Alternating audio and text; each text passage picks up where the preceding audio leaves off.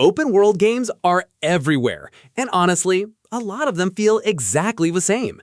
Same tower climbing mechanic to unlock the map, same icon-cluttered HUD, same checklist of activities copy-pasted across a massive but ultimately empty landscape. We've all been there, spending 50 hours in a world that felt enormous but somehow never felt surprising.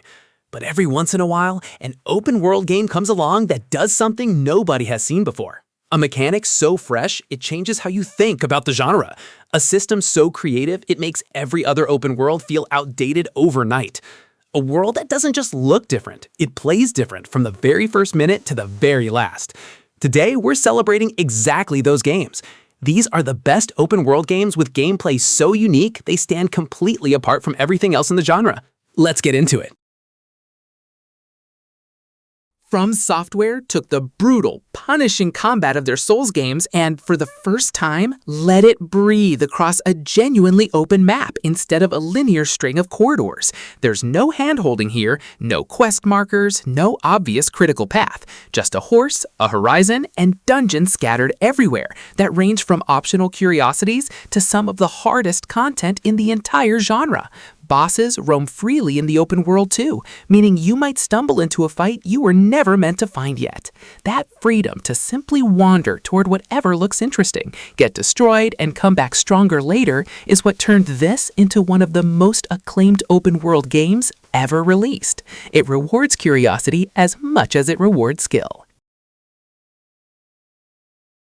Night City isn't just dense, it's vertical, layered, and stuffed with side content that frequently rivals the main story in writing quality. This game had one of the roughest launches in recent memory, and CD Projekt Red spent years turning it around with overhauled police systems, a rebuilt skill tree, and performance fixes that finally let the world run the way it was originally meant. What sets it apart now is how much your build actually changes the city's rules for you. The hacker character experiences entirely different solutions to the same mission than a gunslinger would. Combine that with a cyberware system letting you physically modify your character's abilities mid-run, and you get an open world where character building and environment interact in ways few other RPGs even attempt.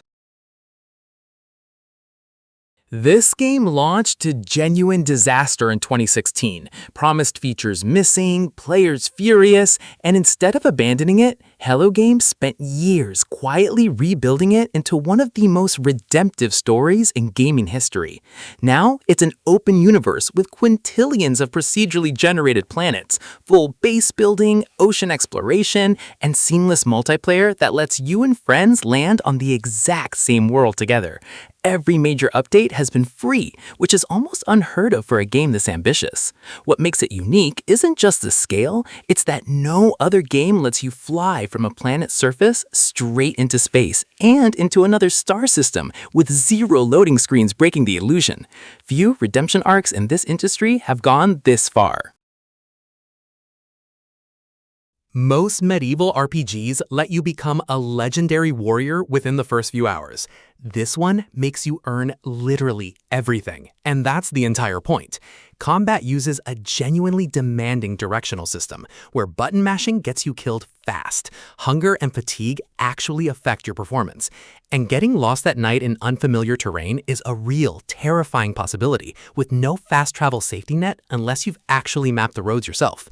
Warhorse Studios built a version of 15th century Bohemia so historically dense that entire towns feel like they're running their own economies, independent of you.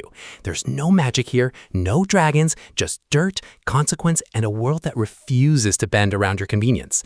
That commitment to realism is exactly what makes it feel unlike anything else on this list.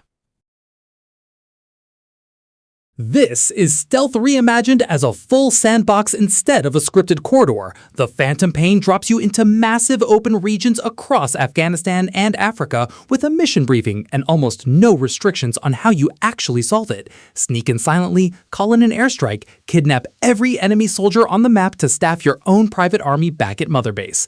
That building layer runs in parallel with every mission, turning captured guards and stolen gear into a genuine economy you're constantly growing.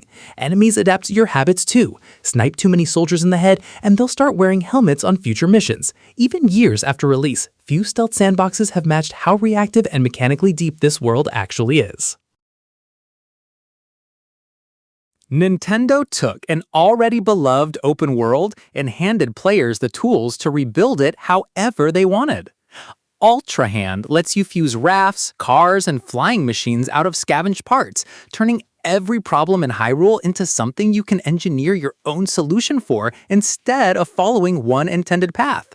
Sky Islands hang above the original map, underground caverns stretch beneath it, and the whole vertical space between them is yours to explore with glue, gears, and pure creativity. Two players can approach the exact same puzzle in the game and land on completely different contraptions to solve it. That's the trick nobody else in the genre has managed. An open world that doesn't just contain content, it actively responds to how inventive you're willing to get. Hideo Kojima built in an open world where the main verb isn't shoot or steal, it's deliver. You're a courier crossing a fractured post-apocalyptic America, and the entire challenge is balancing your cargo's weight, your stamina, and terrain that genuinely fights back against every step you take. Fall wrong on a steep slope, and you'll spill packages down a mountainside you'll need to physically climb back down to recover. What makes it genuinely unique is the asynchronous multiplayer. Other players' bridges, ladders, and roads appear in your world, built without you ever seeing another human being. It turns infrastructure building into an act of quiet cooperation across thousands of strangers. No other open world game has ever made walking itself feel this weighty, this considered, this strange. Most open world games treat the world as a backdrop. Red Dead Redemption 2 treats it as a living organism that keeps moving whether you're paying attention or not. Your horse remembers how you treat it, your gun rusts if you leave it dirty, NPCs recognize your face days after an encounter and react accordingly, good or bad. There's no fast travel first mentality baked into the design. The game wants you to actually ride the trails, camp under real weather, and let Arthur Morgan's story unfold at a deliberately slow burn most studios would never risk. That patience is exactly why it's still considered one of the most immersive worlds ever built. Rockstar didn't just build a map, they built a place that behaves like it exists whether you're there or not. Years after release, this is still the benchmark other studios measure their side quests against, and for good reason. CD Projekt Red built dozens of hours of optional content, where even a simple "find my missing cousin" errand can spiral into a genuinely tragic, morally complicated story with no clean answer. Geralt's world reacts to choices in ways that ripple hours later, sometimes without any obvious warning that a decision even mattered until it resurfaces. Combat blends swordplay, signs, and alchemy into a system flexible enough to reward multiple playstyles. Combined with 2 full expansions that rival most standalone games in scope, it remains one of the most complete, densely written open worlds ever released, and the reason so many RPG synths have chased its shadow.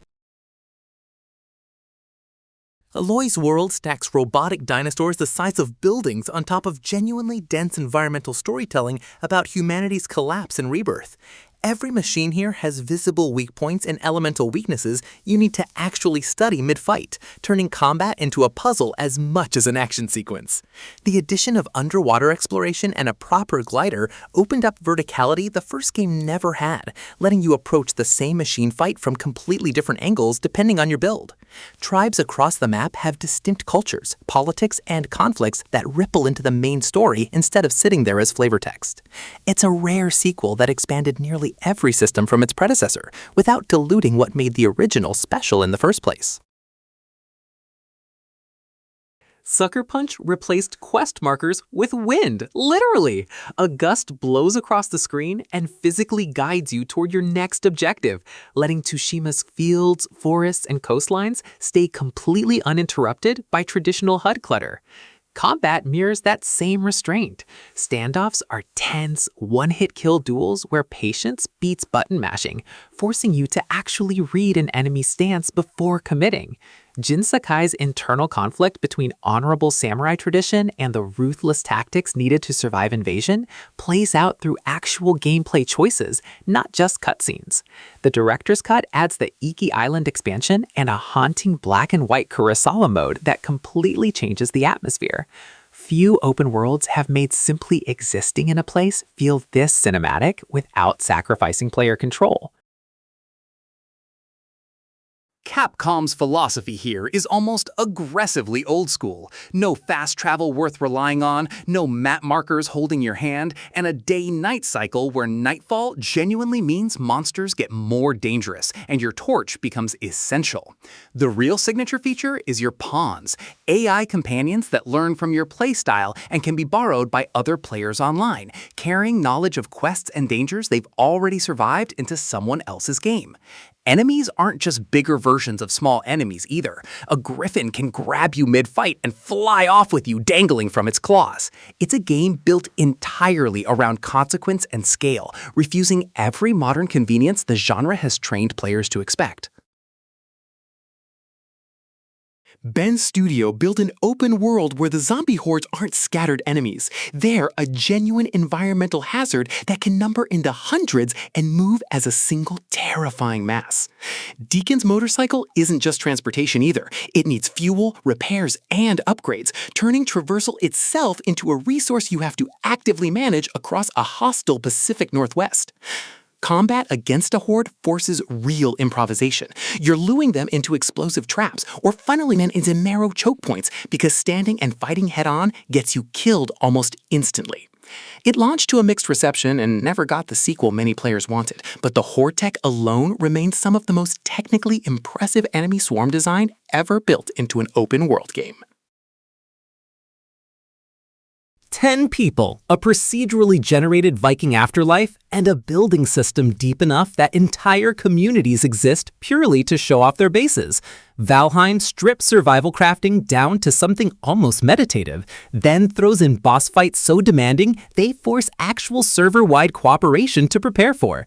Building isn't cosmetic filler here either. Structural integrity is real, meaning towers can genuinely collapse if you don't reinforce them properly.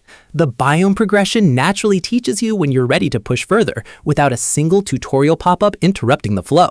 It proved that a small team could build an open world that feels handcrafted, despite being procedurally generated, and that survival games didn't need battle royale mechanics bolted on to hold an audience for years.